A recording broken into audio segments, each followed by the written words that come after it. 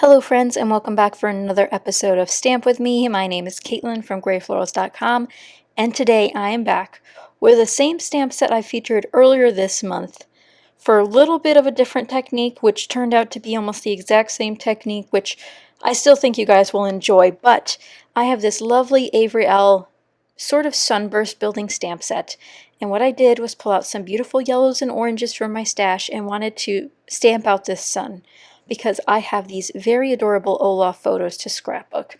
And as Stamp With Me goes, a bunch of us use our stamps to inspire you guys to use your stamps. So check out everyone linked down below so you guys can see what we're stamping this week. But as I start layering these together, I realize I have not yet mastered the technique of lining up this stamp set. Now, I have looked up examples for how to use this stamp set, and I've looked up a lot of things, and I'm still not sure the way people do it in terms of lining up these sunbursts. Now, I prefer a ray that goes from thick at the base to thin radials to the outside. So I go like a very pointy sun. Now, some people go the other way, which I think works out better for making it equal and nice and straight. But here I just don't know how to layer a flat side against a circular object in the middle. So while I'm stamping my sun, it goes really well up to this point. Even that one's good. We have a nice sort of round shape going. It's just not, why did I do that one? That was the one that really messed everything up. But at this rate, I think I'm covering half of the sun anyway. And since I don't like that half of the sun, I just start moving on to the next one and put these ones closer together. But what I also mess up on this one is not creating a perfect circle. You'll see I kind of angle them a little bit differently each time, but I like that side a lot better because it's a lot more full, but still not close enough to the middle of the sun piece for it to make sense for me to keep that in. So I cover up all of it except the radial pieces here, and I still like how it looks. It just definitely changed from what I originally intended for it to look like.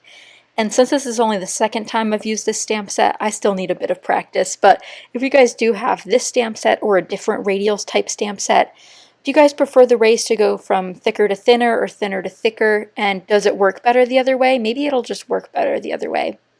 But for now, I'm pulling out my How to Kill a Kit with Style for the month of September and pulling out a ton of embellishments in the oranges, the reds, and yellow family, because this color scheme in this photo is one of my dream color schemes. I love orange and blue together so very much, and I just adore putting it together because of the high contrast and because of that little bit of like, do these go together? But they go really well together.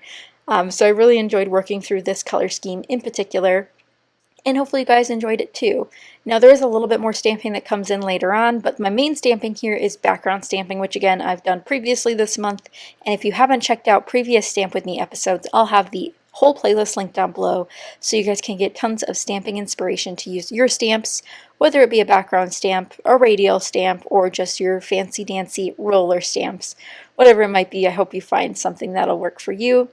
But since this is a Disney layout, I of course dipped my little hands into my Disney product and finally used this Echo Park Magical Memories ephemera set. I don't think I have touched it, and I pulled out a few from it because there's a nice yellow, blue, red kind of color scheme in here that I think will work. I also pulled out another brand new stamp set. I picked up this roller stamp, which is from Simple Stories, one of their Disney Say Cheese collections, I'm not sure which, and sort of pull that out for future use.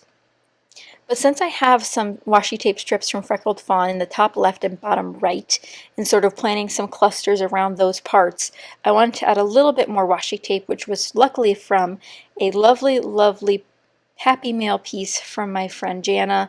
And I just used these Disney pieces that she sent me, which were super duper fun. And as I go through all of my Disney supplies, which are off camera, I'm just looking and trying to find something that will work for this layout. But what I really like about Disney supplies in general is generally the same color scheme across the board, which makes it easy but also a little bit repetitive. So if you guys are working on or looking to work on a Disney album, don't be bought in the fact that there are Disney collections out there. A lot of them can be super repetitive and not work for all the photos you might have. But by all means, do what you love and love what you do. I even managed to get one of those, you guys might know, but Disney sort of sends a lot of mail at least back in the day. These stickers are quite old, but they used to send Disney stickers with their movie package. Like, they used to want you to buy a movie package. I think this was before Disney Plus. And I have this little Olaf sticker, and I was destined to use it because it has a blue background, and I have Olaf photos to scrapbook, and I was just super excited that it would work really, really well in this bottom cluster.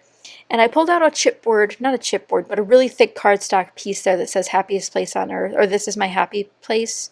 I'm actually not 100% sure what it says now, but it looks like a flare, but it's actually flat. And that's from my friend Jana as well, which I believe it might be from that wonderful Disney, sort of Disney-based scrapbooking brand. It's sort of a smaller brand. I wish I could remember the name of it, but if any of you guys know, I think it might be Scrapbooking Customs, who does a bunch of great Disney supplies. But I really love how that turned out. And I pulled out one of the bows. I have a hard time using dimensional bows. Now that just might be me thing, but I'm really glad I got to put one on this layout. And there's something about diagonal stripes that scream beach to me. And these, of course, Olaf photos were taken at the beach and his little hangout. So I really am glad I got to pull that bow in to use and help match the umbrella in the background. But to layer these photos, I reach outside of my kit yet again and pull in this Fancy Pants collection, the Summer Sun collection, which has yellows, and I'm doing a base of yellow, and then I have this fancy striped paper that I'm going to put on the background, which is just going to be a perfect layer to bring in a bunch of the colors I wanted to use on this page, like navy, light blue, yellow. The only thing it doesn't have is, well, it might have like a burnt red, but it's not the exact red I end up using on this page. But I'm still really glad I got to use this striped paper because I think it is so cute, and I adore a good striped paper.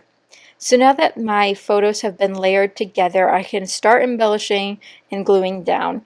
Now, you guys might remember I've mentioned this a bunch of times over the last few videos, but I am doing all of these layouts during an online Patreon party. So if you guys haven't checked out my Patreon, it'll be linked down below so you guys can come join in on all the fun. And what I really, really do like about this particular layout and how it came out was it just kind of came together on its own.